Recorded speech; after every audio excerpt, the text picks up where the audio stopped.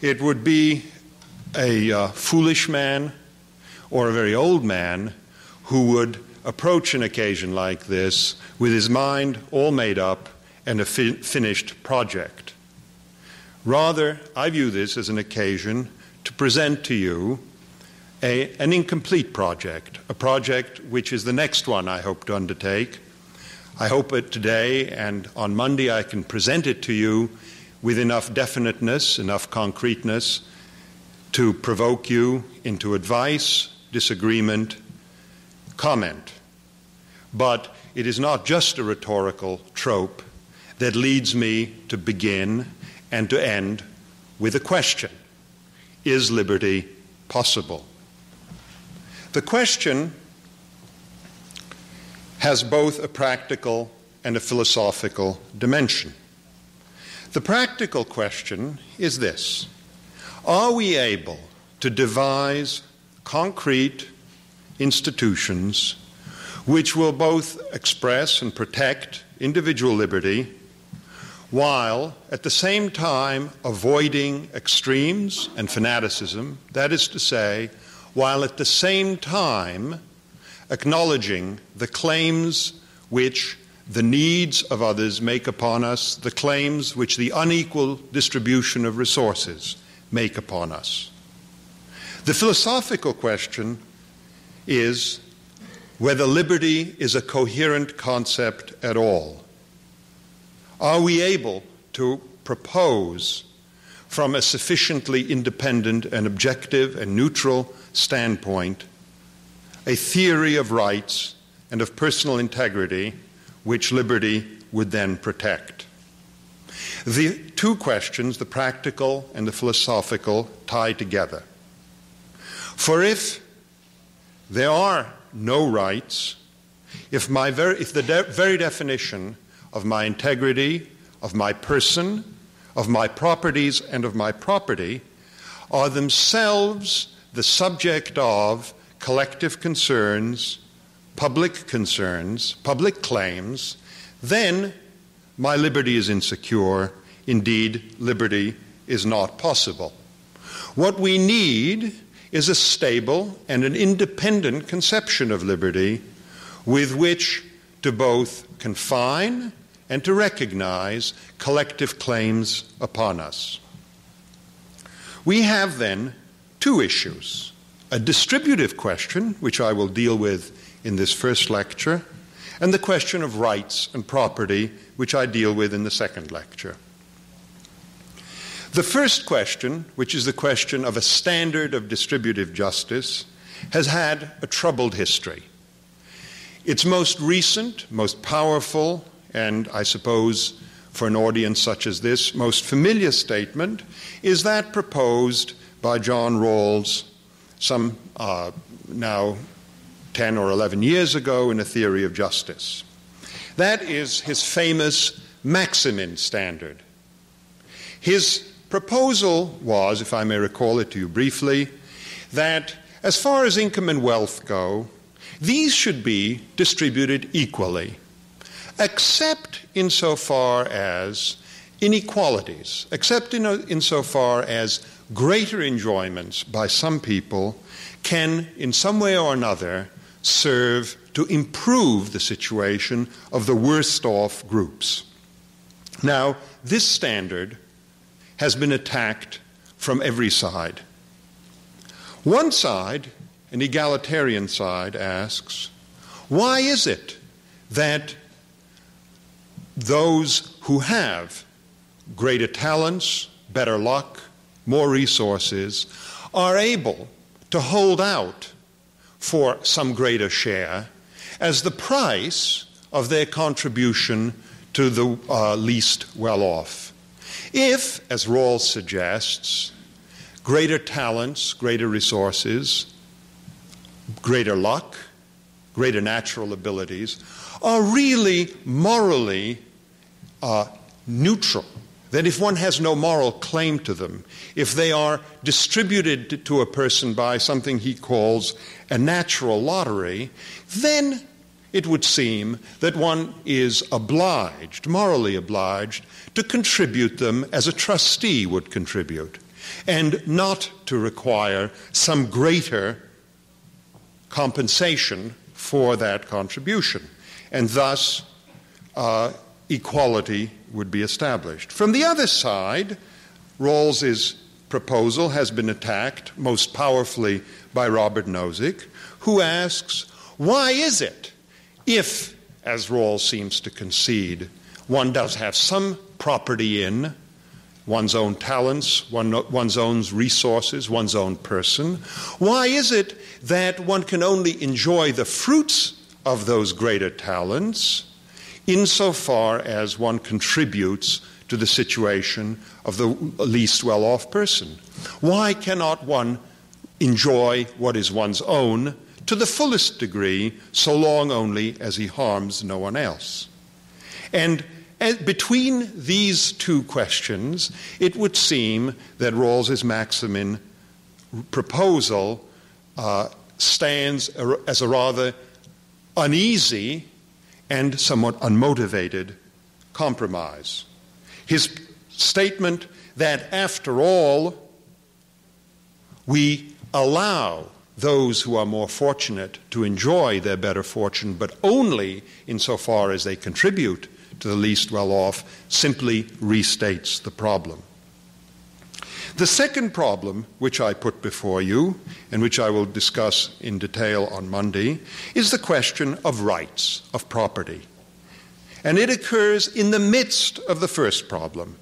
For both writers such as Rawls and critics such as Nozick assume that we know, after all, what a person's property is, what a person's properties are, that we know what is attributable to a person, and that the issue which we debate is only what kind of a levy may we or may we not make upon that which is attributable to a person. But that is an assumption which we should not make so confidently.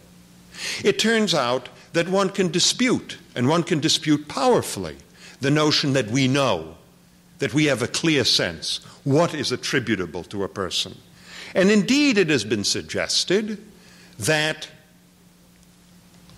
the very notion of what is attributable to me is not a notion which we can arrive at without answering the very distributional questions which are supposed to be settled on the back or on the foundation of this question of property, properties, and rights.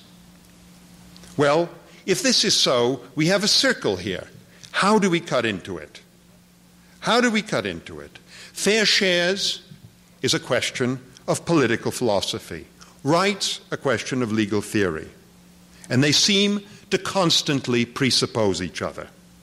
And if that is truly so, if there is no way to cut in, and therefore if all questions of rights and right, unfair distribution, are themselves subject to political or collective concerns, then liberty indeed is not possible. In my first lecture, I shall ask, why do we care about liberty? First, I shall ask that. And then I shall ask, why do we care about fair shares? What, simply stated, is the basis for a claim upon us by those who are less fortunate than we are? From the consideration of those two rather basic, rather primitive questions, I hope to move to the proposal of a standard of fair shares, which is simple enough, clear enough, neutral enough, that we can, from that basis, move on to the question of rights and property in the second lecture. Along the way, I hope to confront a rather basic methodological, if you like, epistemological question. Just how neutral must we be in doing this kind of political and legal philosophy? Just how independent of politics, of history, of culture must we be in devising normative standards for things such as rights and liberty? Can we get out of our present political situations? Can we, as it were, get out of our own present cultural, political, economic skins, and from that position view our situation and propose standards.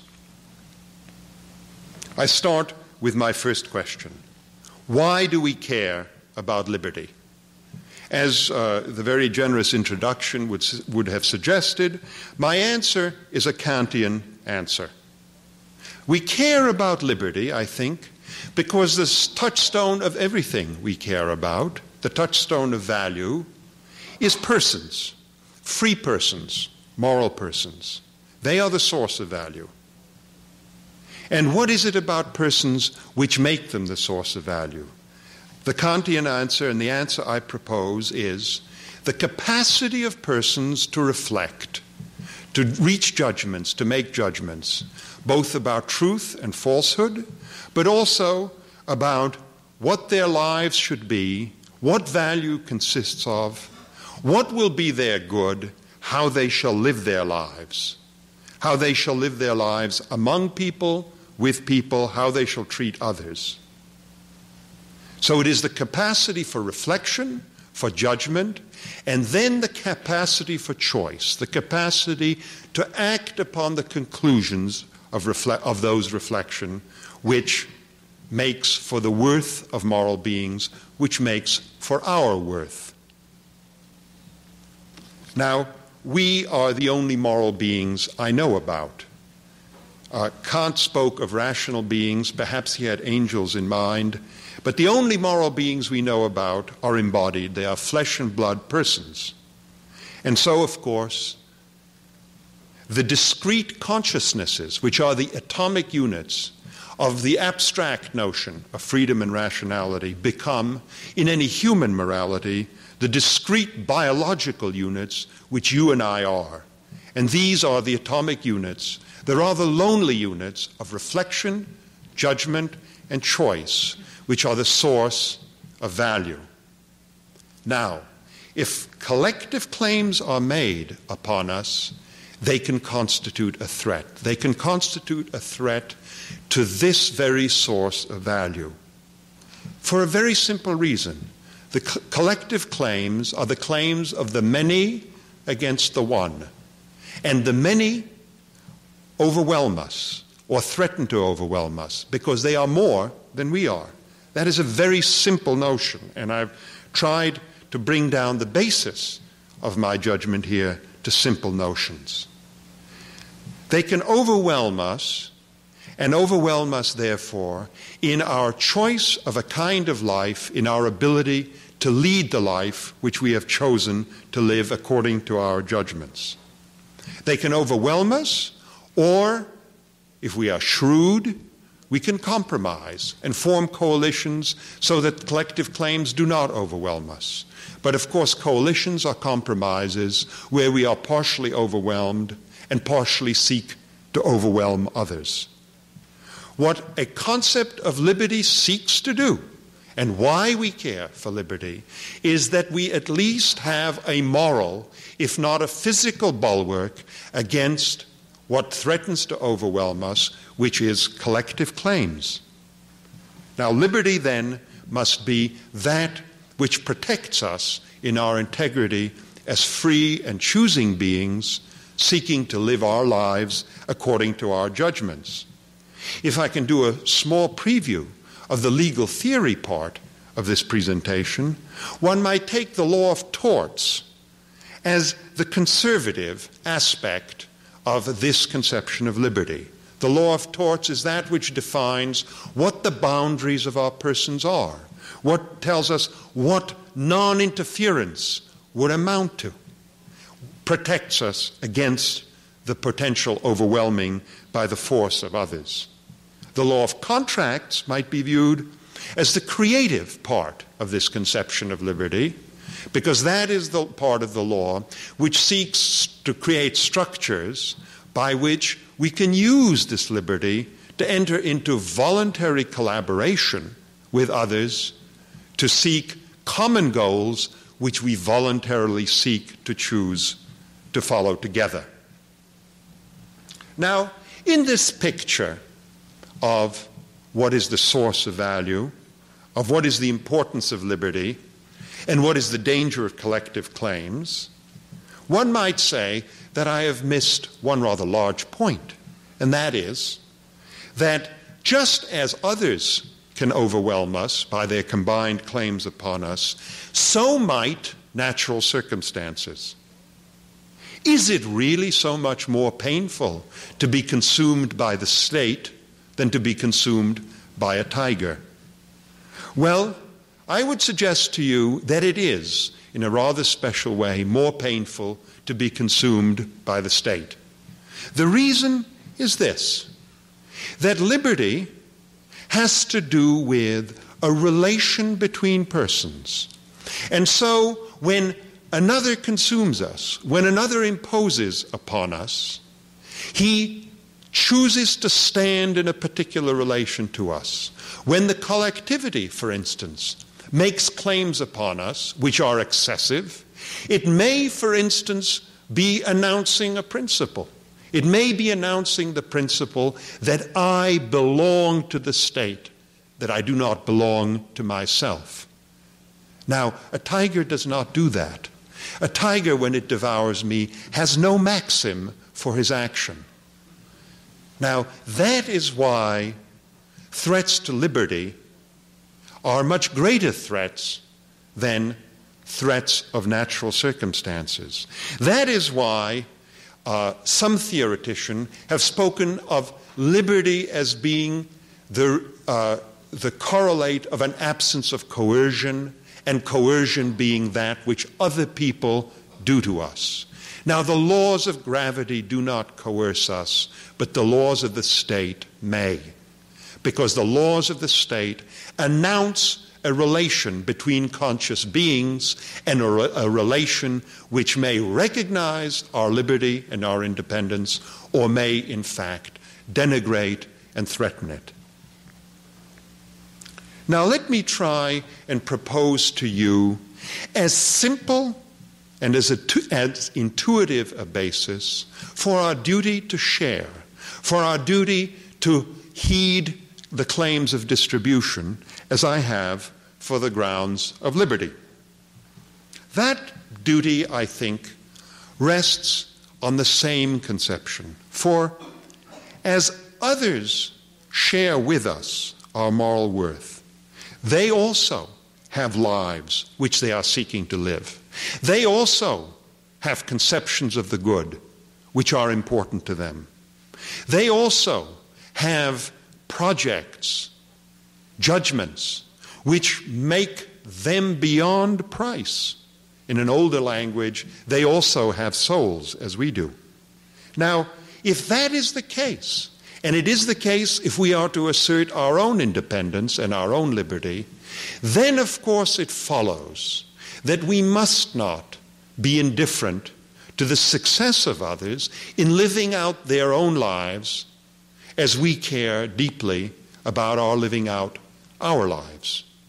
To proclaim indifference in the face of misery is to devalue what gives us moral worth. And I would define misery, because it's a concept which will play a role in the lecture I'm giving to you, I would define misery as the desperate sense which a rational being has that that which is most important to him, that on which he has staked his life, his moral worth, is slipping through his fingers and that he cannot realize it. To be indifferent in the face of human misery is to not value that which gives us value ourselves. I take it that this is the idea which stands behind Kant's famous example, number 4. He has his 4 examples in his groundwork of the metaphysics of morals, where he claims there is a duty of beneficence. I think this is a better explanation than Kant gives himself. It is simply the explanation that to be indifferent to the happiness of others is to devalue our own moral worth. Now, we must therefore care for others. Now, this care is what I say is the basis, the simple basis, the moral basis for a duty to share, for the duty in societies and therefore in states to institute systems of redistribution. The question is, by what standard? What amounts? What redistribution must there be? And how shall we define it so that in recognizing our duty to care for each other, we have yet recognized our independence, our separateness, our loneliness, our liberty? In an earlier work to which Professor Bratman referred, Right and Wrong, I sought to avoid what seemed to me then an impossibly difficult question. And that was the formula which would state the amount of distribution which should take place in the society. And you all know, I suppose, the various proposals that have been made for such formulas. For instance, there is Rawls's famous Maximin formula. Then there is a formula simply of equality, that income and wealth in a just society is distributed equally. And then there are many variations upon them. Some very interesting ones would propose, with a certain mathematical arbitrariness, for instance, that the situation of the lowest group should not be less than a certain fraction of the mean, and the situation of the highest group should not be more than a certain multiple of the lowest, and so on. Well, this all seemed impossibly difficult, and I could think of no way to choose among this multiplicity of formulas. And it occurred to me then, I'm telling you about this because I'm going to tell you that I was wrong. It occurred to me then that the consistency between our duty to share and the principle of liberty might somehow be found not in the formula, that one could put that aside, leave that to politics, but rather it would be found by a definition of what would be subject to redistribution. In other words, not the rate of the tax, but what the tax fell upon. And my rather clever idea, it seemed clever to me, was, I only dare say that because I now think it's wrong.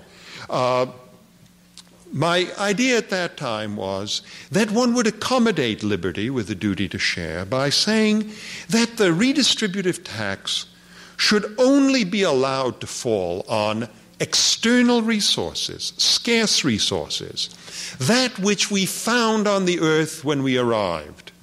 And you could not include within the tax, and I had various elaborate suggestions as to how to exclude it, you should not include within the tax one's own person, one's own personal characteristics, one's talents, one's ability, one's effort, but only those scarce things which belonged to God before we got here and which belonged to none of us, and therefore which, without offense to liberty, could be shared out by the state. That was my picture.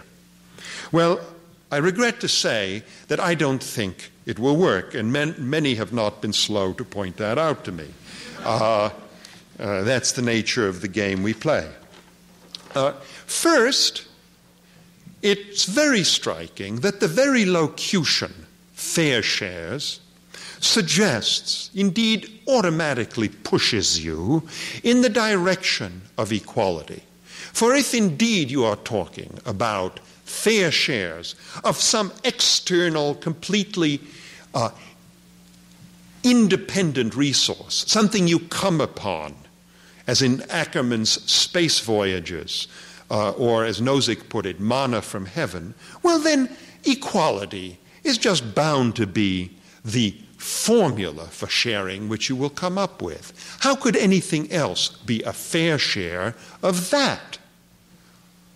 The trouble with any equality standard, it seems to me, and I think most writers on the subject have felt this trouble, is that to insist on equality is to commit us to a kind of constant interference with actual arrangements, a kind of interference which would make planning, the investment of effort, the investment of talent and resources by individuals virtually impossible. It would involve the kind of constant interference which would undermine the very exercise of liberty upon external resources, which are, after all, what most ordinary men and women exercise their liberty on. There are a few of us who spend their time covering yellow pieces of paper with writing, and perhaps nobody is interested in fair shares of that. But most people expend their efforts and talents, their purpose, their persons, their liberty on the very external resources which I said were available for distribution. And if you have a standard of fair shares as to that, you are, I think, moved towards equality, and from equality to a kind of constant intervention which undermines the very liberty I am concerned with. That's one reason why I should have been more cautious than I was. Now, another point is very important, and that is, how can you seriously, how could I seriously, have thought that the question of the rate of the fair shares tax was somehow irrelevant, a matter for economists or politicians? That's just not sensible. A very small tax levied on everything, including my fingernails, my very person, really is not much of a bother. A very large rate of taxation levied just on my, quotes, external resources is a very significant imposition upon me. And therefore, if I really am concerned to accommodate liberty with the duty to share, then there is no way to avoid an exposition of the formula of the tax. Finally, it seems to me that the very enterprise of separating what is external to me from what is myself is an impossible enterprise. Those things which are external resources are, after all, in largest measure, valuable only insofar as men and women have expended effort upon them, if at the very least the effort of discovering their uses and values, so that in every or most instances, external resources are hopelessly mixed up with our expenditures of ingenuity, talent, effort, our expenditures of ourself. Moreover, external resources are scarce only insofar as human beings demand them. There is nothing like scarce resources in the abstract. And therefore, the separation which I made, and I suppose Henry George sought to make before me, is not one which is likely to work. Similarly, to seek to use, as many have done, many people struggling with the same problem I'm struggling with, money as a fair approximation, a fair surrogate of scarce external resources, just won't do at all. That is a viciously circular standard of, or item for distribution, because money measures scarcity only relative to demand, and demand must mean effective demand, and demand is effective insofar as people have money. So that to use money as a standard of what it is fair for people to have is to assume the answer to the problem you are seeking to solve. Well, how does one even go about finding a solution to this problem? How does one even go about finding a standard of just distribution? If it's not possible, I remind you, if it's not possible, then liberty is not possible. Let me just briefly indicate to you two attempts to provide methods for arriving at a solution. One of them is Rawls's celebrated original position device, which has been tried in various versions by many people. And what Rawls does is he proposes a thought experiment in which persons who know nothing about their actual circumstances are asked to choose, I would suppose, What compromise between sharing and liberty, what claims upon themselves they would acknowledge not knowing what their actual circumstances are. That's one way of looking at what Rawls proposes. Ronald Dworkin has recently proposed a rather similar but also very ingenious thought experiment, which I might just sketch for you briefly.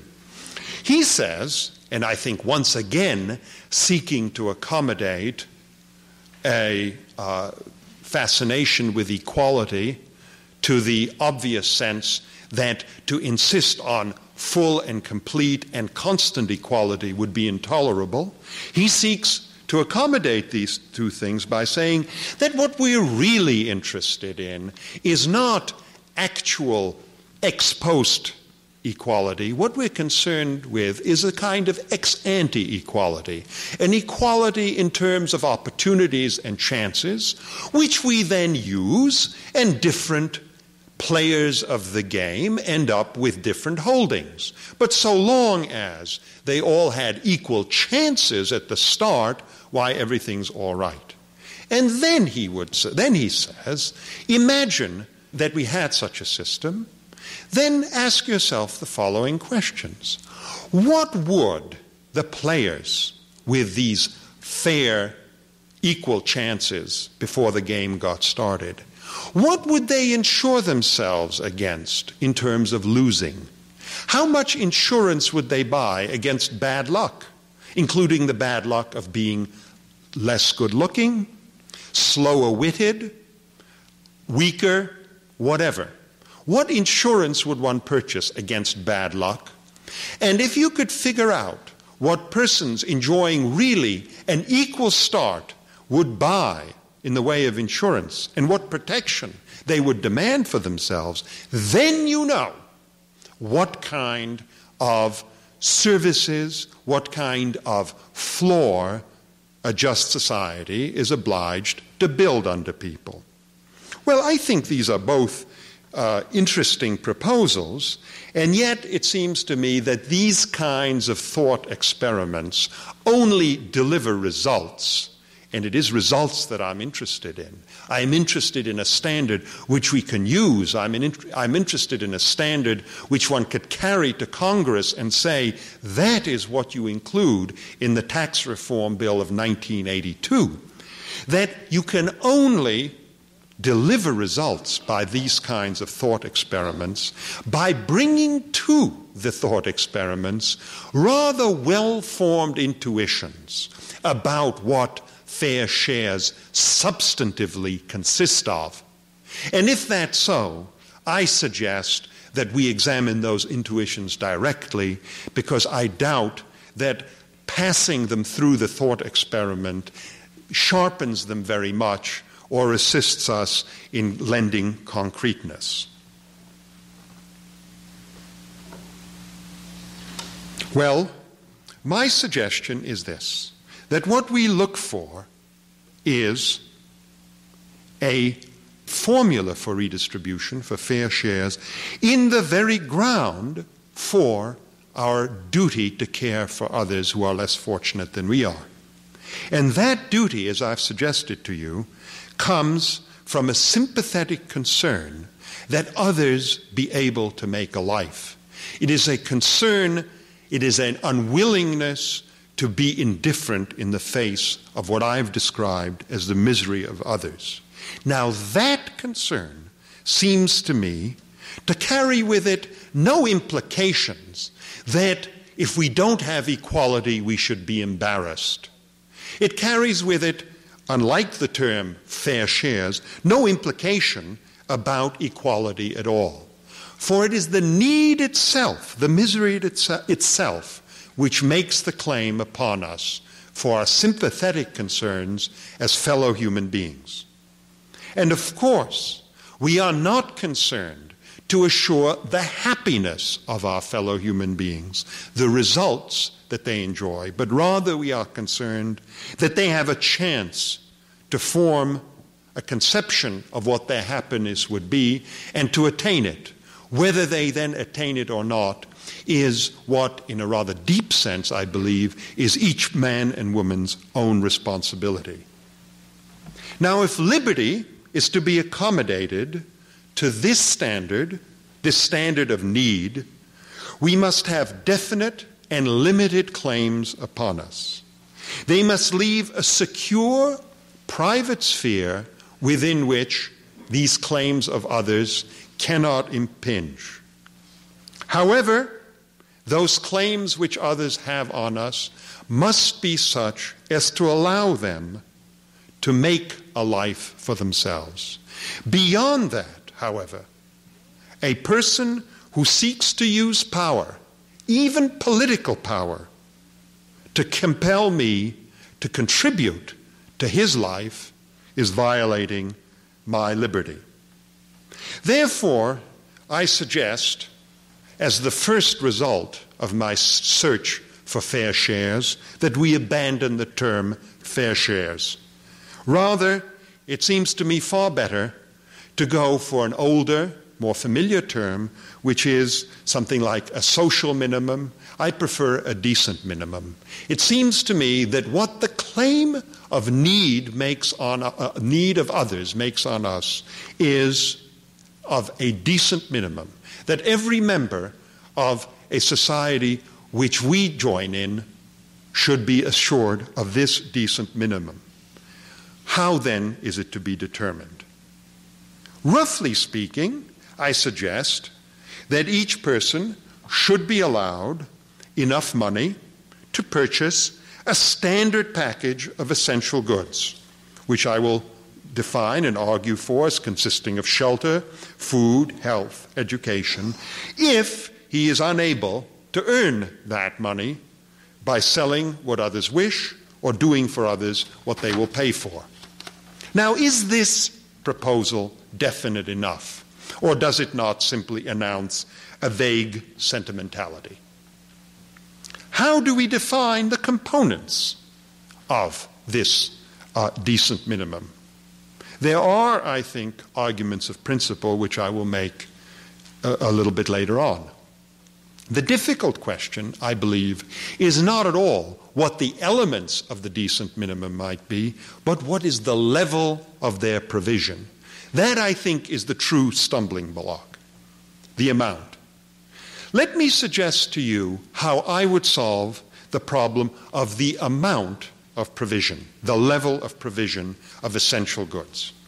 Suppose with me a significant period within our society of democratic institutions, free speech, free association, active political participation, representative institutions. In other words, a liberal democracy.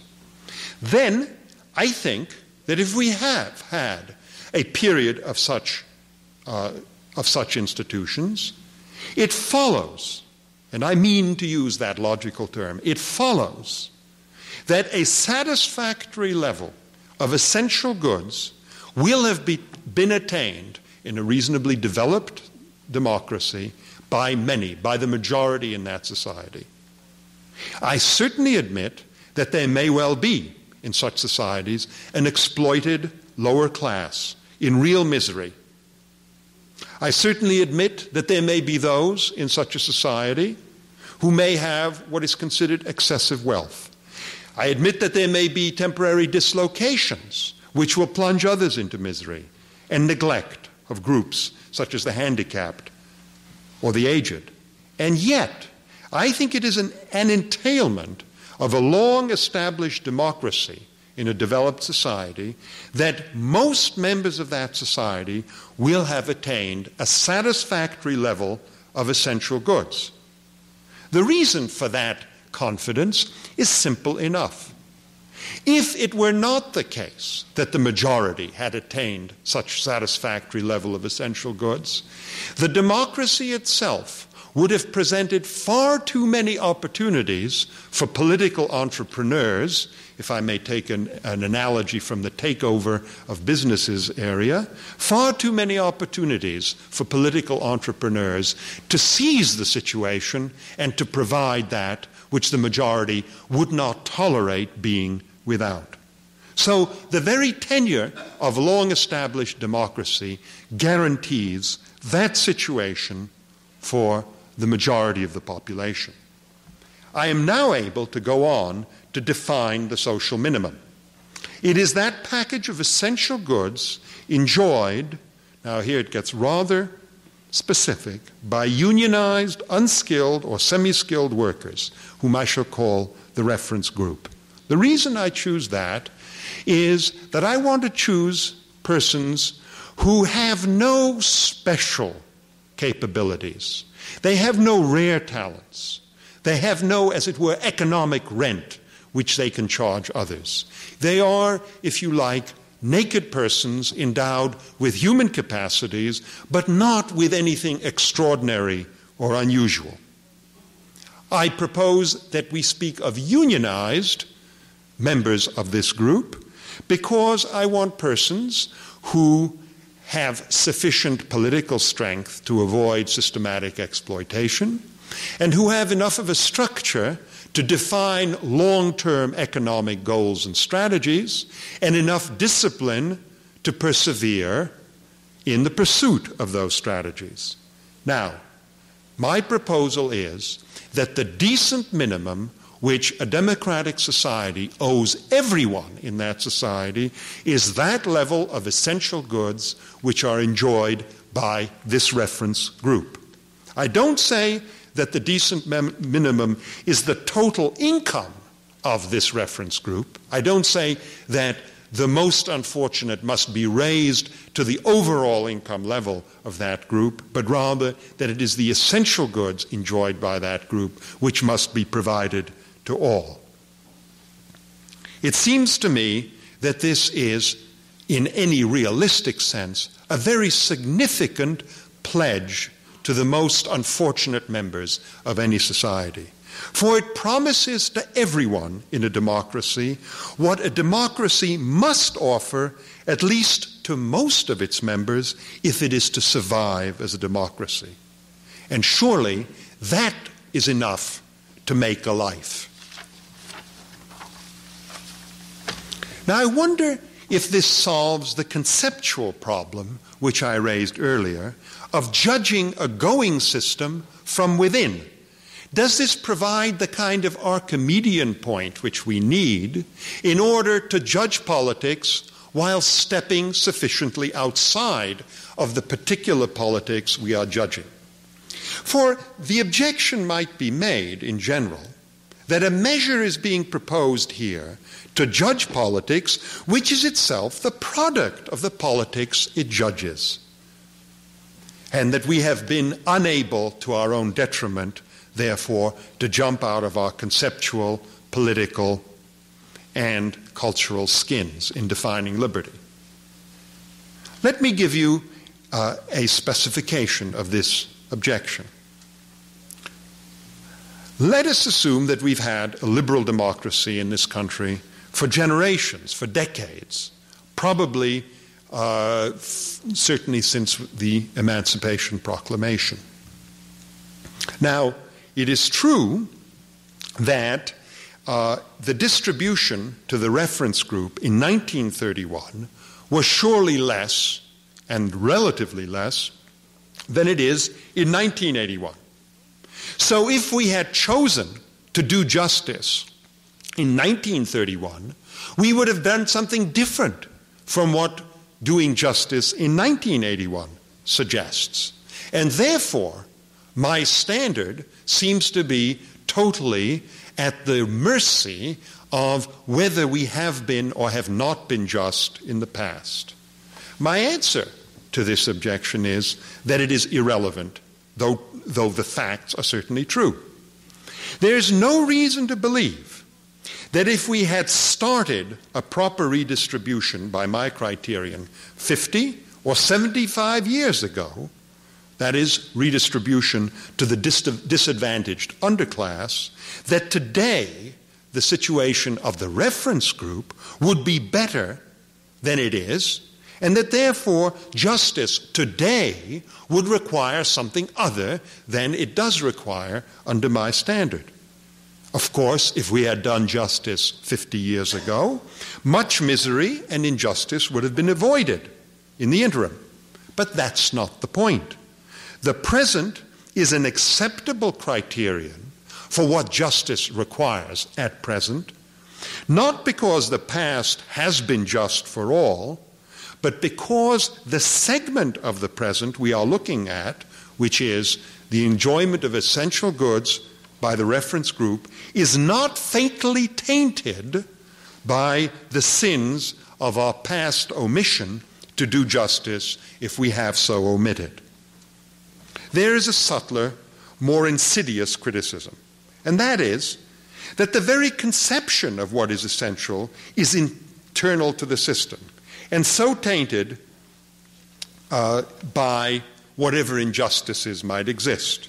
For instance, it is said that in capitalist societies, for instance, a private space, a home, distinctive clothing, and other items of personal consumption loom far larger than they would in an egalitarian socialist society where what is valued highly are attainments and opportunities to contribute to the common good.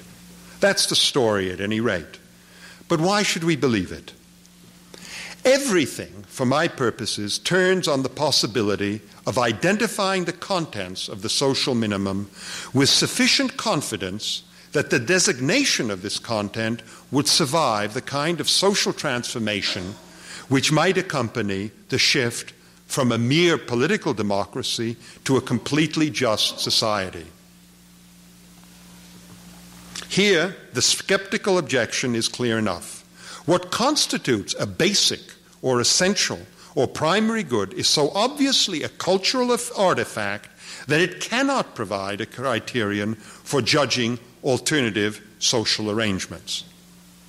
Now, Rawls has defined essential goods as those things which a man would want whatever else he wants. As I've argued, it is necessary to be far more concrete than that about the components of the social minimum. But I need to assume only open democratic institutions and ask what material goods constitute a basic prerequisite in such democratic institutions. Take the case of education. It is really clear enough.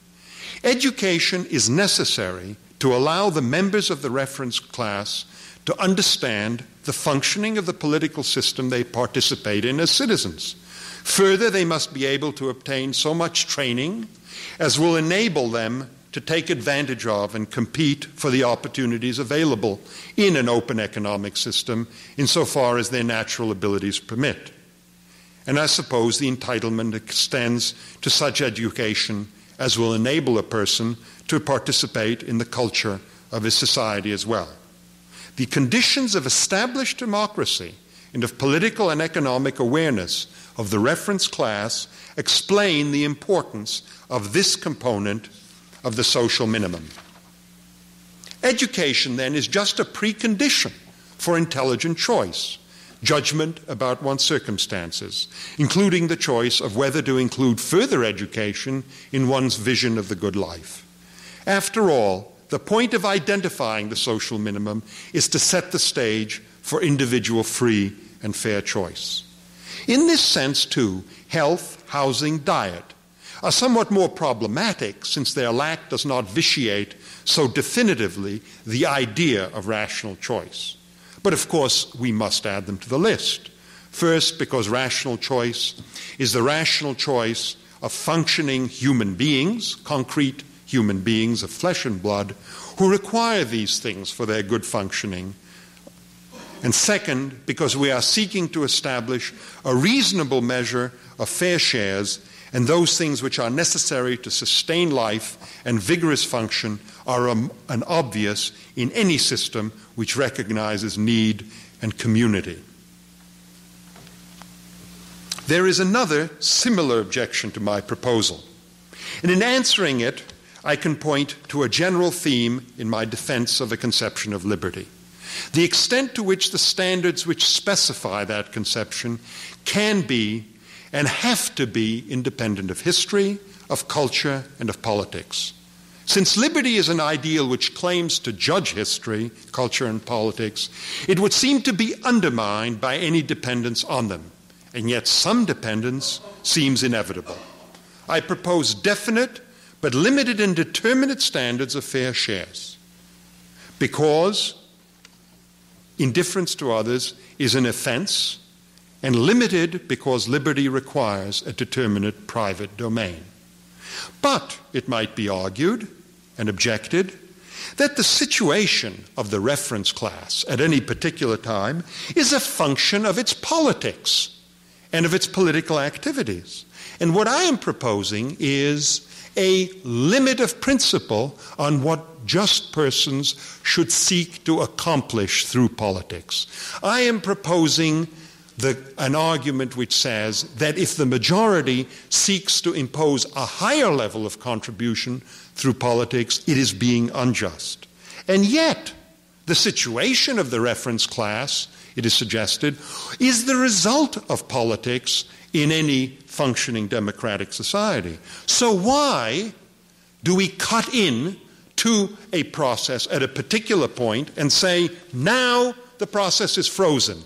Hereinafter, politics may not be used to raise the situation of the reference class. Now, I concede, because any knowledge of history would require one to concede, that what the reference group, unskilled, unionized laborers, enjoys is obviously a function of its economic and of its political activism. Of course it is. Does this mean that I have succeeded only in being arbitrary where I have sought to be determinate? I don't believe so, because it seems to me that what the reference group will enjoy in a functioning democracy is a good bit more than an enjoyment of essential goods. It will insist upon a fair measure of what one might call discretionary income as well.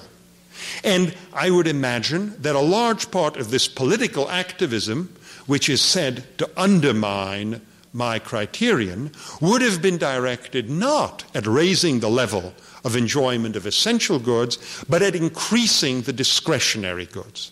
Indeed, the reference group is bound to be so large and politically important and economically important that if it were to spend its energies in procuring an increase in its enjoyment of essential goods, then it would necessarily have to cut into its enjoyment of discretionary income.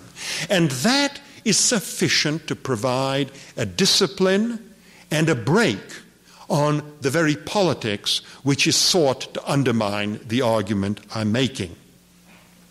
So the reference group's overall situation may indeed vary from society to society and may depend on politics. But I say to you that it is likely to be far more stable in regard to essentials, so that the variations which occur are likely to be a matter of the general wealth of the society, which is another matter and perfectly compatible with what I propose. So finally, I ask, how important is it to a defense of liberty, to normative political philosophy, that its points of reference be utterly fixed and neutral? Because the standard I propose for a decent minimum is not all that fixed and is not all that neutral. I say that one must not demand an impossible level of objectivity and of neutrality.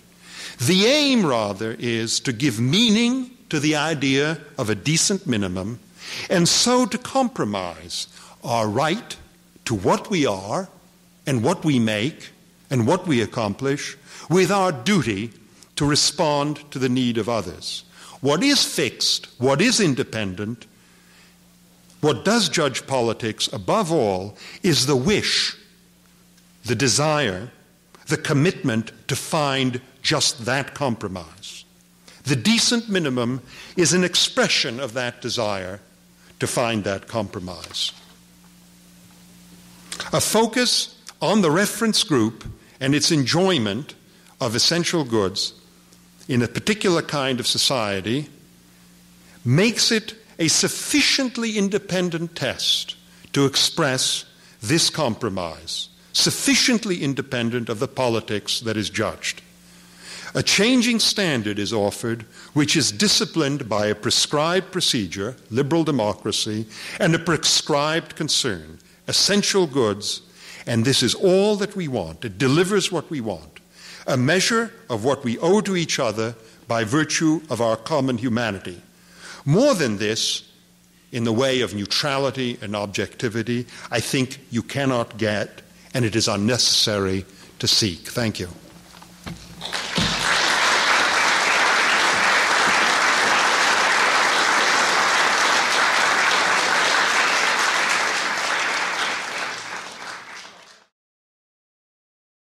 I'm afraid I won't try to summarize the arguments of last week's lecture.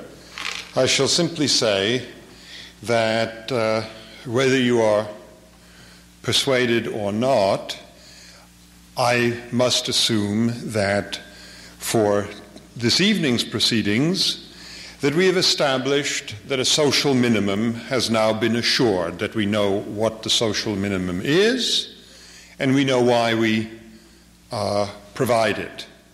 So that now we must assume there is fair opportunity for all, and even those who fail, whose luck is bad, need not fear catastrophe.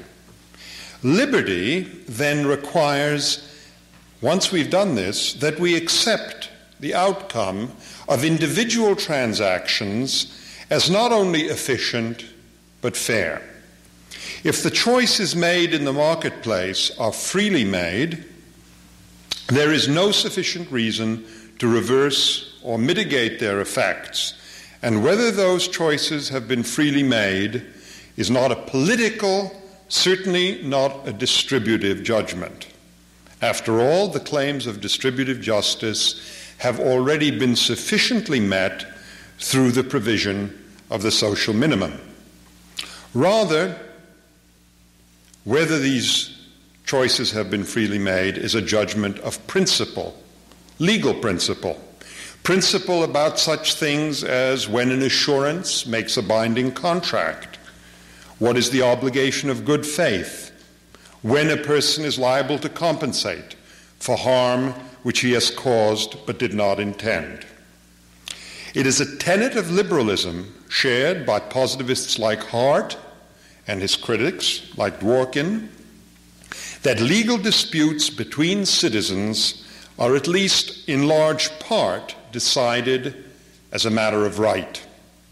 The parties are entitled to a decision by virtue of the pre-existing law which it is the duty of the judge to apply.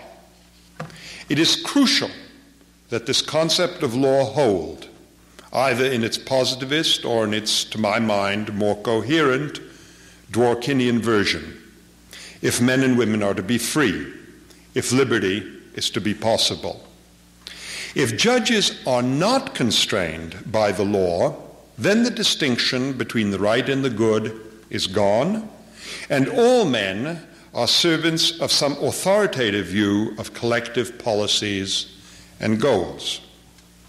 A liberal theory of law must accomplish at least these things. First, it must allow persons to make agreements, and it must enforce those agreements as made. Second, it must establish the boundaries around a person and his property so that incursions across those boundaries constitute compensable wrong. Tort law defines our rights. It draws the boundaries of what Hayek called our private sphere, within which we then make the life which we choose. Yet how can these boundaries be drawn other than as a result of collective judgments? And, as we shall see, even so neutral seeming a concept as cause, which may seem a natural candidate for identifying when another's conduct impinges on me or on mine, is freighted with normative content. Contract law is another indispensable aspect of liberty. The worth of my liberty is critically diminished if I cannot treat across my boundary with willing others. Contract law is the international law of the private law system. Yet the notions of what is freely undertaken and how the content of those undertakings can be understood, those notions are controversial. What is fraud? What duress are normative judgments? So also may be the fixing of the meaning of general terms necessary for the interpretation of agreements. Yet liberty requires conceptions of private law based on principles, not on episodic collective judgments of policy. But given these controversies about tort and contract, are such conceptions available? If not, is liberty possible? I start with contract law. Contract requires a theory of language which assumes the stable and common identification of the subject matter of commitment. Promising makes commitments into the future, and so implicates problems of the identity of singular objects over time, in addition to the problem of identity of reference by two persons referring simultaneously. More crucial, perhaps, more general, is the point that to accomplish regimes of coordination and cooperation of any complexity, promises and contracts must be cast in general terms.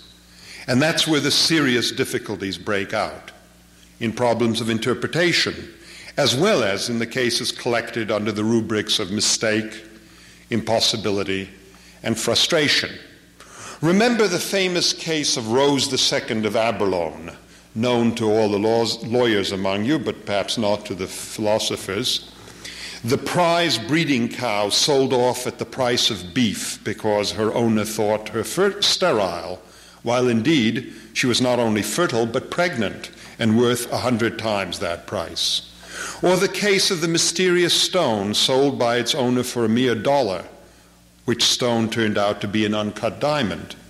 Or the rooms rented for a day at fancy prices to view a coronation procession which never took place. Much ink has been spilled about the identity of objects, whether changed attributes imply a change in subject matter.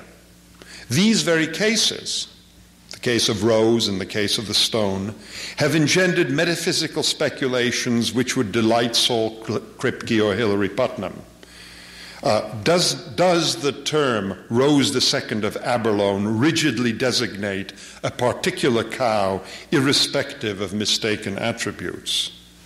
But for the purposes of the law of contract, the question should be, had the parties come to an actual agreement about the relevant subject matter and its risks, such that the promise principle is properly invoked?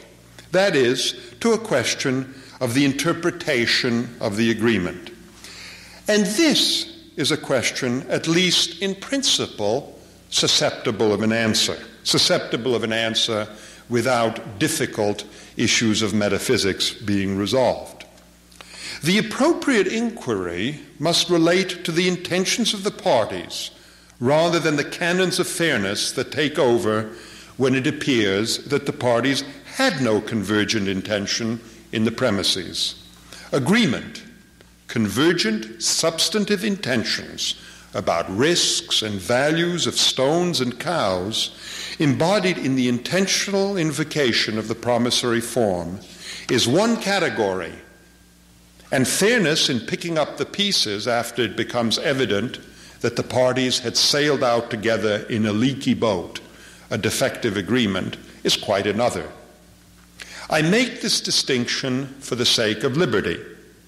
If the laws, the courts, substantive grounds of fairness must come in to tell what the agreement is every time, then it is the judges who make the contracts and not the parties. There are two arguments, a crude and a subtle one, for the proposition that the courts do in fact inevitably always make contracts for the parties. The crude argument takes as its point of departure the philosophical problem about general terms. General terms, as the argument goes, are attempts to sweep a large set of particulars under a single conceptual rug. But it is an attempt doomed to failure. General terms have no objective correlates.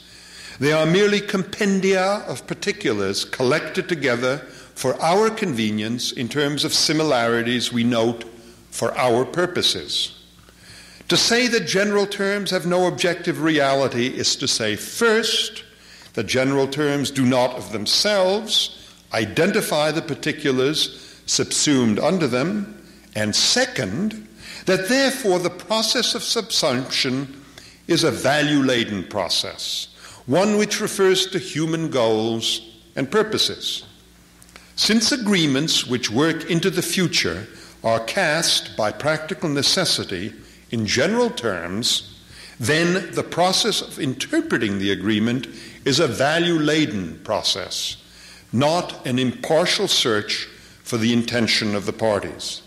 And therefore, the courts cannot escape making contracts for the parties every time, and liberty is pro tanto impossible. This crude argument might be applied along these lines. Freed says that a contract is really about a set of risks, about the value of a stone, a cow, or a view from a window. And, the crude argument continues, as soon as the dispute relates to matters which have not just precisely and explicitly been included in that set, as soon as one must extrapolate from what has been explicitly said, as soon as one must ask the meaning or the intention of that set, one has been cut loose from the solid shore of the party's intention and is adrift on a sea of indeterminacy. And in that case, the court may as well impose its values, since someone must. Exactly the same point comes up in the case of good faith. In the recent case of Fortune against National Cash Register, Mr. Fortune had for over 20 years worked for National Cash Register under a contract allowing him to quit on 60 days' notice and to be fired on 90 days' notice. His employer exercised this option shortly after Fortune had procured a $5 million order for NCR, an order which would have required the payment of large bonuses to him over several years if he had been kept on. Now, the courts balked at this bad faith on the employer's part. The crude objection to the liberal conception of contract, which I'm putting forward, would say that here, plainly, the parties had just not thought of this eventuality. Nor will the crude objection allow the court's solution to be described as the determination of the extension of the general conception of the arrangement by an intuition of its intention, i.e. its meaning. As one might say that a man who used the term all the primes between 0 and 1,000 meant to include 719, though that number had not actually entered his head. Not a bit of it, say the crude critics. They insist that the court is simply imposing its conception of fairness on the parties. Now, many in this audience will recognize here analogues to Wittgenstein's discussion of continuing the series. It is that discussion which subtly sinks the crude argument. For we have learned, I believe, that an account of our capacity to understand general terms, to follow rules, is not like the description of a train moving along tracks. There is not some necessity wholly apart from our purposes, apart from the way we are, which draws us on. General terms are not objectively, metaphysically real, to use Hilary Putnam's term, in that sense. In fact, once we confront the idea squarely, one does not even know what that kind of objectivity would look like if it were the correct description. Yet rules and general terms are quite objective enough. They are, to paraphrase Putnam again, internally real. They are real, they draw us on inside the world of purposes and experiences we inhabit, the only world we know. The crude critic may pounce on this as proving his supposed point. For how, he will ask, can we be sure we inhabit the same worlds, promissors, promisees, and judges? But it is too obvious that if we did not inhabit the same world, communication would be impossible, including the communication of the crude critic's proposals and refutations. To be sure, we do not have the same purposes. Trivially, because my purposes are always mine, and so at best our purposes run parallel to each other. More substantively, because our purposes often pull in quite different directions. But there is no more problem due to this than there is due to the evident fact that our perceptions also, trivially and substantively, are not the same. Our successful communications show that we share purposes and perceptions to a sufficient degree that we may talk to each other. That they also diverge gives us something to talk about. And so the doubt that promissors, promisees, and judges can determine general intentions which are transparent all around is just another case of sophomoric general skepticism and not worth agonizing over.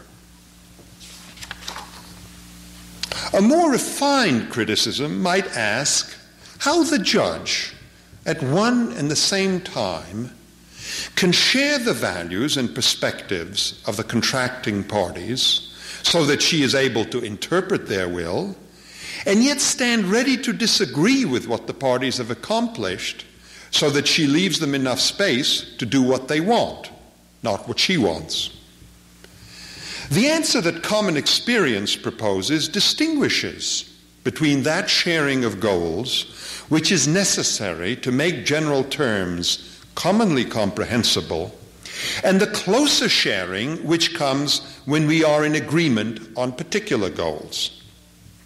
Wittgenstein's talk of forms of life and Putnam's insistence that general terms, natural kinds, are relative to our needs and ends all point to the same phenomenon which common sense too identifies. To understand each other, we must at least be able to imagine what it would be like to have the other person's goals. And the practice of sociology, anthropology, philology, far from supporting the crude skepticism of the sophomore cultural relativist, is wholly encouraging on this score, as it shows how far we can indeed go in making transparent what at first seems opaque. The possibilities of understanding demonstrated by these disciplines, as by the evident fact of the translatability of languages quite remote from our own time and from our own culture, are remarkable.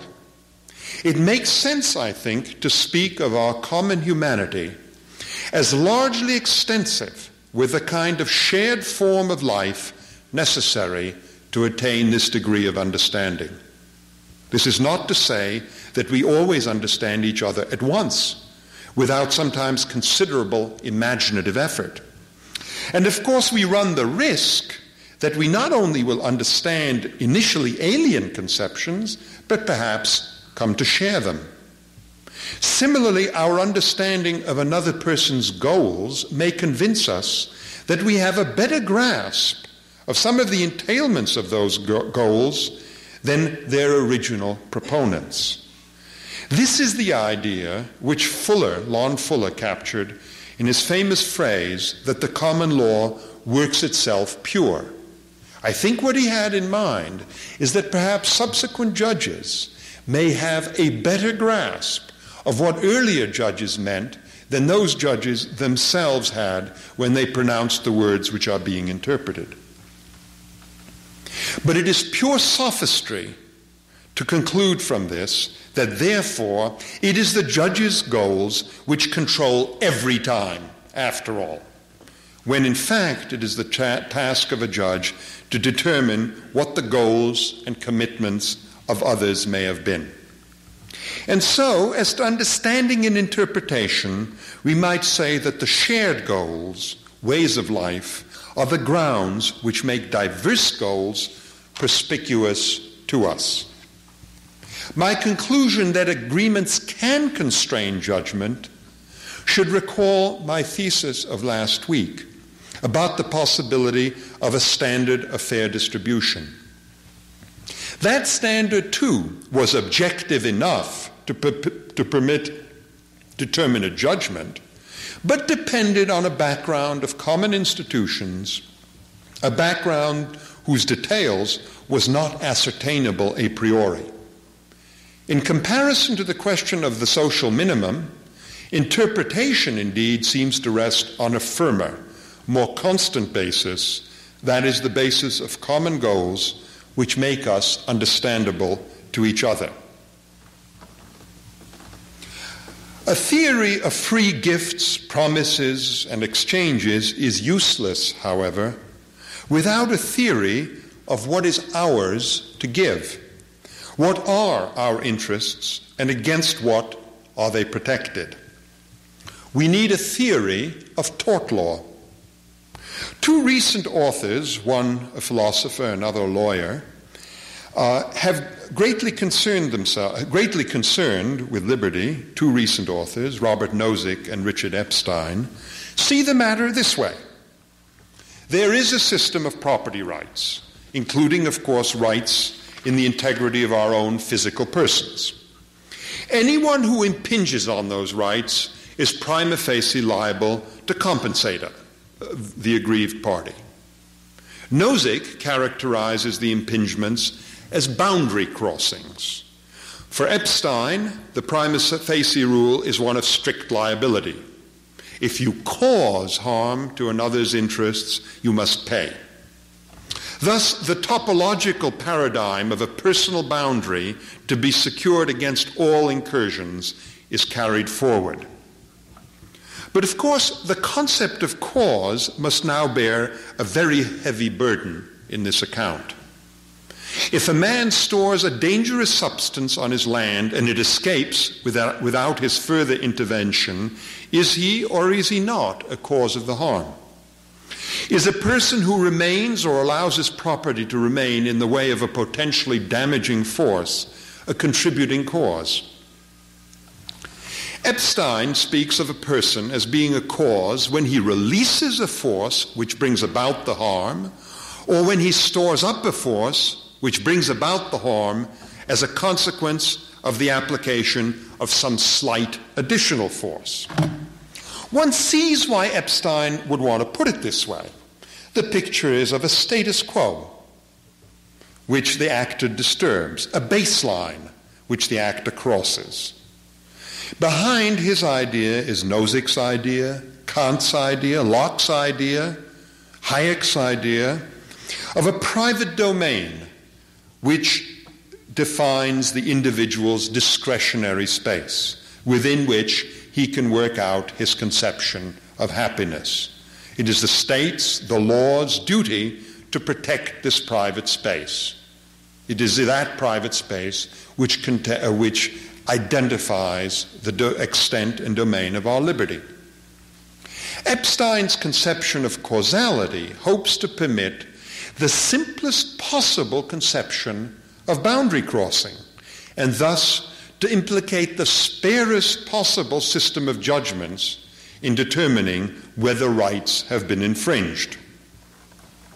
Thus, the causal theory may be seen as seeking to do for tort law what I have just tried to do for contract law, which is to show how legal rules and institutions do, or with some change can be made to, recognize individual rights by carrying out and respecting the determination of private wills. Epstein's picture, which I linger over because it is so intuitively attractive, is intended to assure that tort law is moved not by considerations of economic efficiency or distributive concerns or any policy at all, but just by a concern to vindicate the rights of the parties to a particular dispute. Strict liability plus causality appear to do just that. That is the attraction of the case. That is the motivation behind the theory. Did the defendant's act invade the plaintiff's right? If so, the harm must be compensated. Unfortunately, causation is a normative, not to say a controversial concept. For Epstein, a cause, as opposed to a condition, is active. It is the application of force or the storing up of force easily released. If defendant has walked across the plaintiff's land, trampling his flower garden, the causal paradigm I've just given seems unproblematic. But if that is the easy case, hard cases, unfortunately, are the rule. First, every case with a moving plaintiff and a moving defendant, that is to say the typical road accident, involves mutual impingement. Second, it runs counter to at least 150 years of law to make the question of liability depend on whether the defendant was moving and the plaintiff still, when the defendant actor made every reasonable effort to consider the plaintiff's interests. Imagine the case of the careful motorist who injures plaintiff pedestrian as the result of a skid on an unnoticeable patch of ice. Third, every effect is the resultant not of some single, isolatable factor, but of an infinite manifold of circumstances which is only carved down into discrete conceptual packets for an explanatory purpose. In the case of the skidding motorist, one description of the event might focus on the force originating in the kinetic energy of the automobile's engine, and to push inquiry back beyond this to the action of the motorist in turning the ignition key, but not further still to the conduct of those who assembled the car or refined the gasoline, is a selective judgment based on our explanatory or other social purposes. Similarly, the focus on forces is at times inappropriate.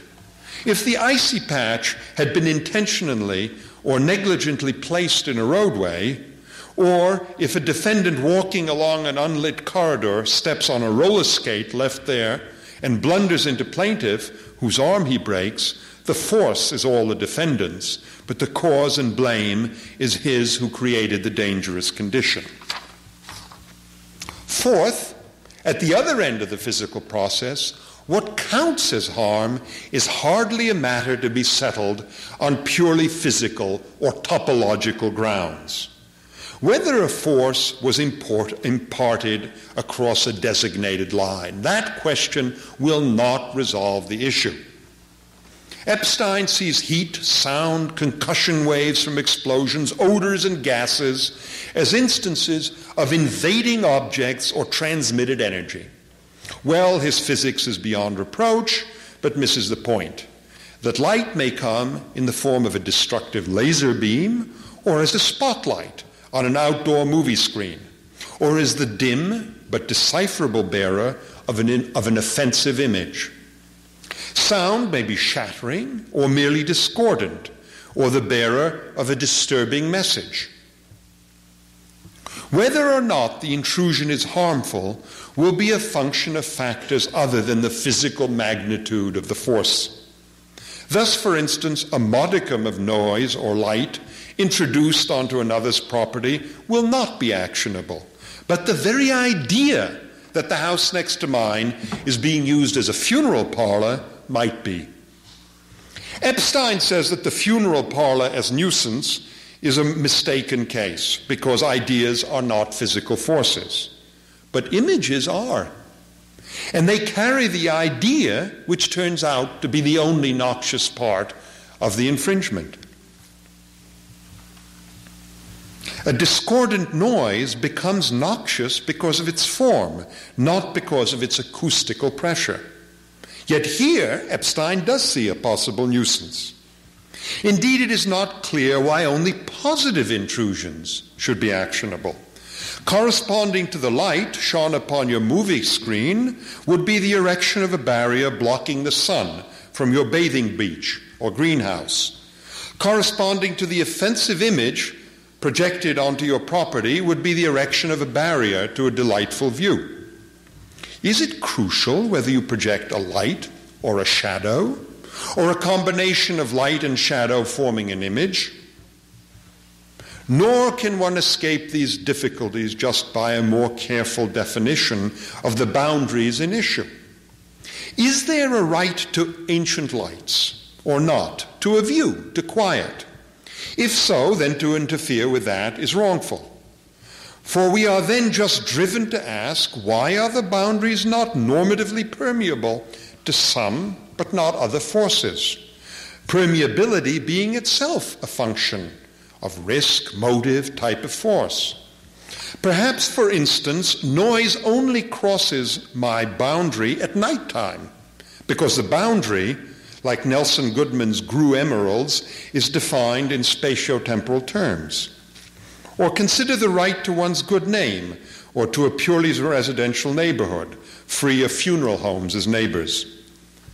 These questions show that neither the concept of cause nor that of a spatial boundary which a defendant causes a force to transgress are as normatively neutral or even as coherent as one would wish for the purposes of a tort system which respects individual liberty. The difficulty in the conception of cause, in this conception of cause, can be traced to a treatment of cause as an exclusively physical relation between events. The impact of a brick causing a window to shatter. As Mill pointed out, however, there is an infinity of conditions, negative and positive, which must concur for a given effect to obtain. Which of these is designated the cause seems not to be determined by something about the conditions themselves, nor yet by the kind of physical relations in which a condition stands to the effect. Rather, it is an explanatory relation. On the other hand, there's more reason to go along with a common sense view that cause is a singular relation. Although scientific laws and regularities may stand behind the singular event, brick shattering window, they are not the cause. Why did the window break? Because Johnny threw a brick through it. This is a perfectly satisfactory explanation. Accounts in terms of the strength of molecular bonds in glasses may be a further explanation, or an explanation of the explanation. But we don't need such further explanations before we are warranted in making the judgment that the brick shattered the glass. One may venture the guess that it is this sense of cause being a singular relation that leads ordinary persons to think of it also as a physical relation. You feel it in your bones when the force of your body causes something to move, break, collapse. The very causal vocabulary is single: cut, smash, break, slash, pierce, kill. But why do we confuse the singularity of the causal relation with its physicality? I suggest to you because of our pervasive tendency to project our purposes and interests on the world in which we play them out. If you accept the conception of cause as explanation relative to a purpose or interest, and if certain purposes and interests are pervasive, constant, deep-rooted, such a projection of a singular relation on the outside world is altogether natural. It does not even seem wholly mistaken, since after all, we construct the world out of our experiences and interests. Causes are natural as kinds are natural, that is, relative to the way we are in the world.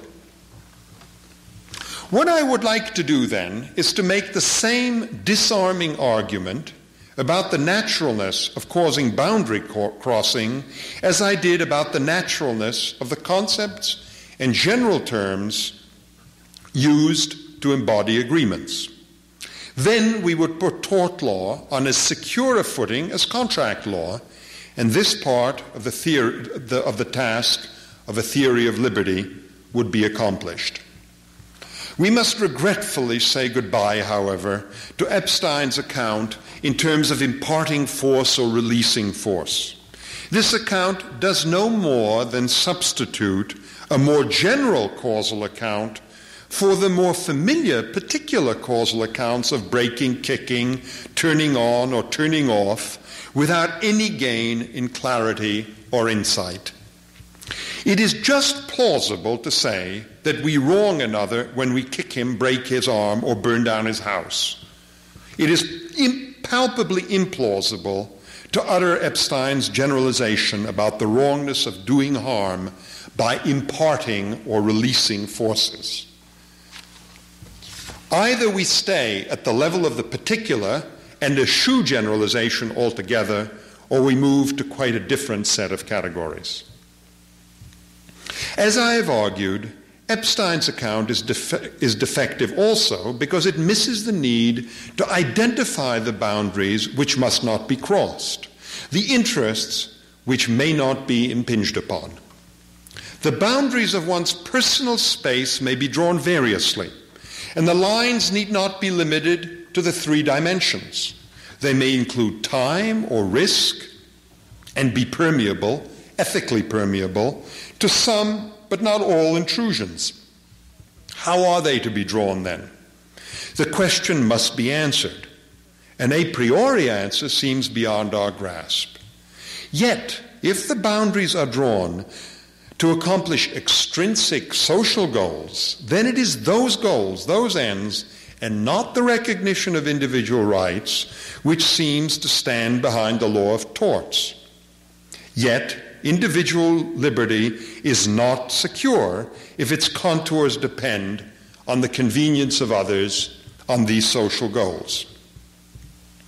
Rights, it would seem, are either natural, necessary, a priori, and so secure, and liberty secure with them, or merely conventional, and our liberty at the mercy of collective judgments of policy.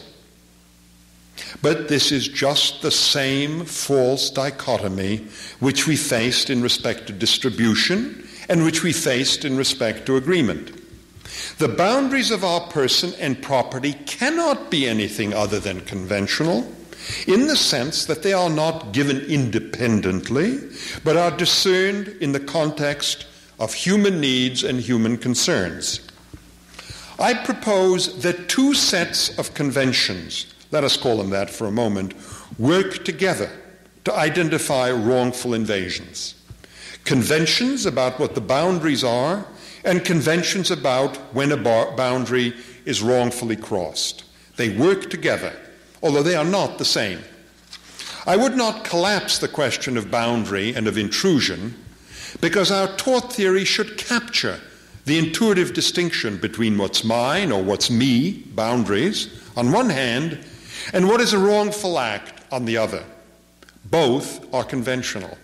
There is no natural way of dividing up moral space, any more than there is of dividing up the objects in the world. Yet the conventions go very deep. The boundaries of my physical person are as palpable and fundamental as the individuating segments of the manifold of experienced reality. As to objects and land, however, the conventions are often no firmer than the set of things we need and value in our activities. And so those conventions about external property change and do change with our interests. All this must be pinned down and illustrated with specifics. At this point, I want to point to the parallel to the other component, the causal component of tort theory. Causal terms, break, burn, shatter, also embody our interests. They do so by reflecting the ways in which we intervene in natural processes to affect those interests. Indeed, the very phrase, intervene in natural processes, is a studied equivocation. For it seems virtually impossible to discuss the interplay between ourselves and the world without invoking such causal terms or their analogues. An account of the world just in terms of sequenced sets of conditions would be impenetrably opaque. It could accommodate neither moral advice nor moral judgment. So why should we flee the greater richness of our causal vocabulary? Because it lacks neutrality vis-à-vis our goals and interests? There is no need to yearn for that degree of neutrality. So you see the parallel between the active, causal, and the passive, boundary-drawing portions of the tort question. The drive for neutrality comes, I am sure, from the same drive as the drive to define a stable and uniform criterion of distributive justice, which I discussed on Thursday, and at a more general level, to profess a theory of language and of truth which is secure and valid from a point of view outside the world we occupy. The concepts of cause are palpable and real enough, however. They are just not metaphysically real. The crucial question is not, it never is, whether the boundaries of me and mine, whether the concept of cause are real in this impossible metaphysical sense, but rather whether such contingency, as they inevitably have, makes them useless to define rights and wrongs, and thus useless to serve in establishing the concept of liberty. As to cause, the concepts are stable and common enough.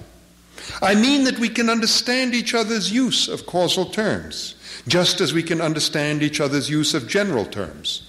We can translate. Translation is possible because of a common human nature.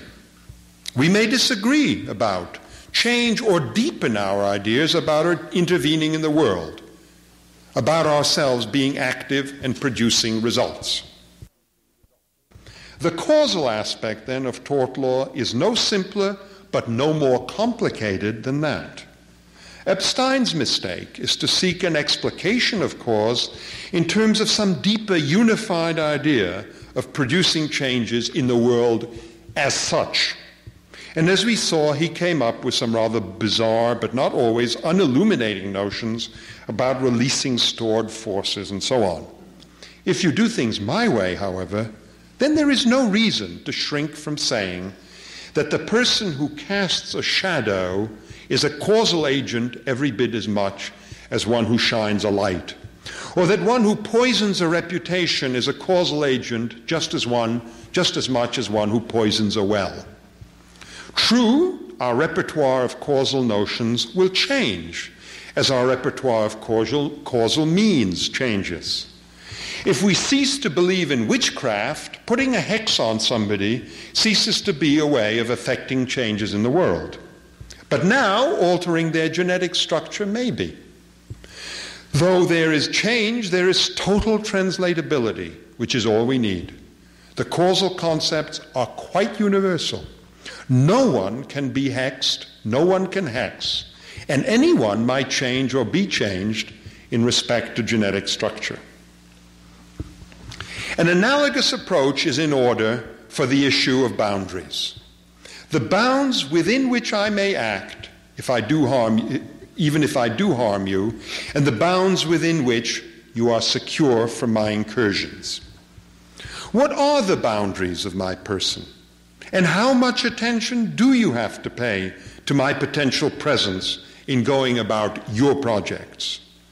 The answer to that second question will be closely related not to the idea of the person, but to property. If I am driving along the highway, then I am far more open to being hit by you as you drive on that highway, morally open that is, than if I am rocking on my porch at home.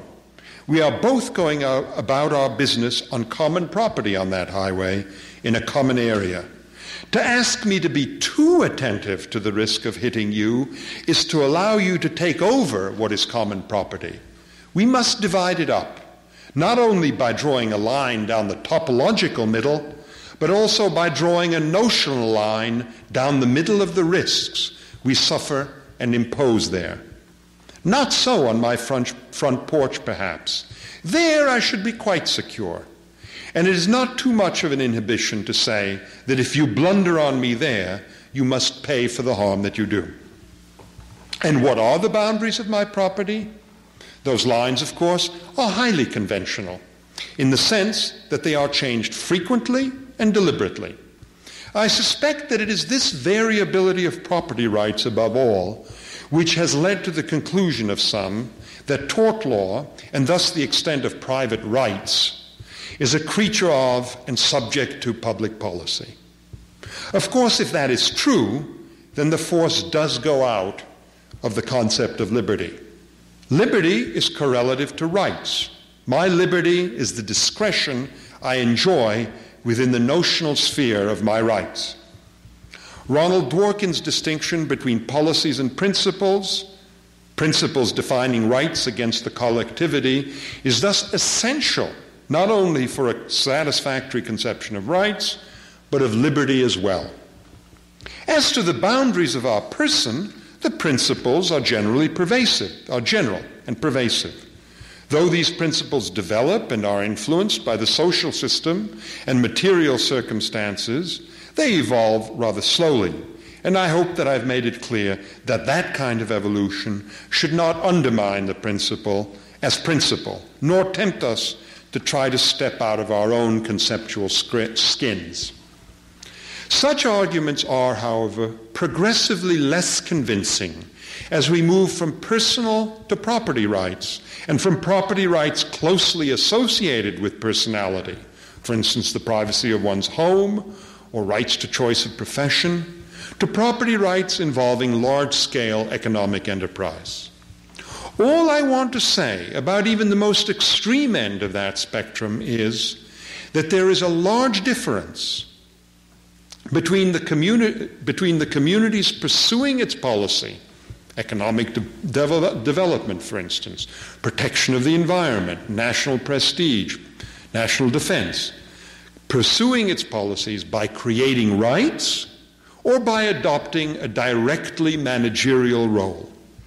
The regime of property rights represents a compromise between collective concerns, which determine the specific contours of these property rights, and a respect for individuals, whose collaboration is enlisted on the understanding that they retain the measure of discretion that any right implies.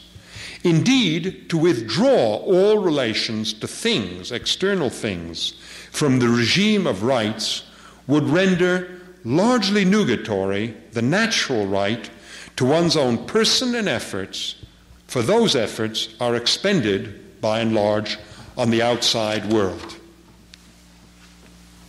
How then do we establish where the boundaries fall? What is included within our conception of cause? What are the fair implications of general terms? What does fairness require when contractual agreements fail?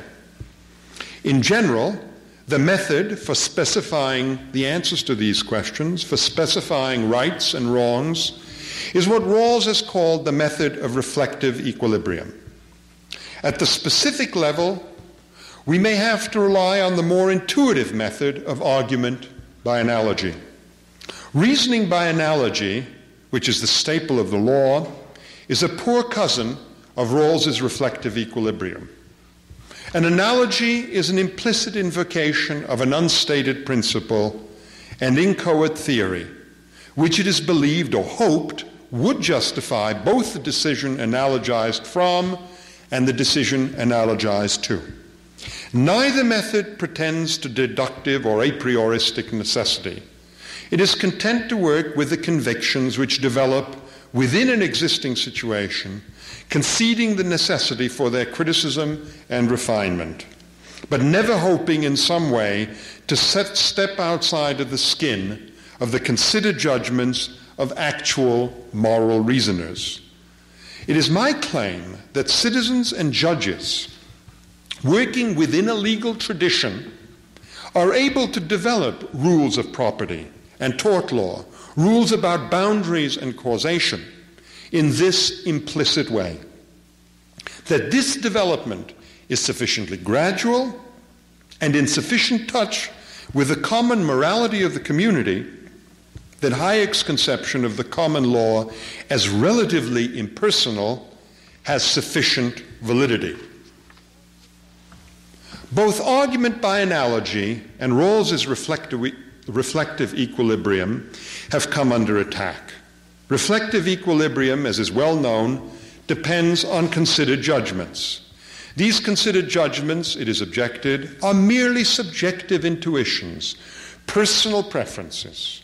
The same criticism applied to argument by analogy urges that what will seem like a close or a distant analogy is once again a mere matter of intuition at best, naked subjectivity at worst.